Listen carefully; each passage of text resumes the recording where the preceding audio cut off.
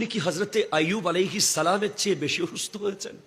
আপনি যতই অসুস্থ হন, আপনি হযরতে আইয়ুব আলাইহিস সালামের চেয়ে কি বেশি অসুস্থ হয়েছেন? না। আপনি বলছেন আমি অনেক ব্যস্ত। আপনি কি সুলাইমান আলাইহিস সালামের চেয়ে ব্যস্ত? আপনি বলেছেন আমি সংসারের কাজের নিয়োজিত কোন মা অথবা বোন। আপনি কি সাইয়্যিদা ফাতেমাতুজ জাহরা রাদিয়াল্লাহু তাআলা আনহার চেয়ে বেশি সংসারী? আপনি বলেছেন আমার স্বামীর অত্যাচারের কারণে আমি নামাজ পড়তে পারি নাই। আপনি কি ফেরাউনের স্ত্রী আসিয়ার চেয়ে বেশি অত্যাচারের শিকার হয়েছেন?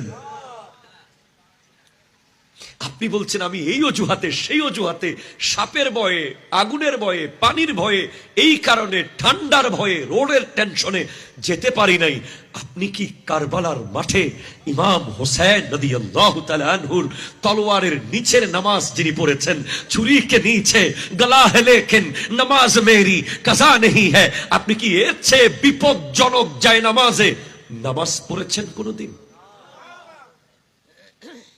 আপনি জান নাই।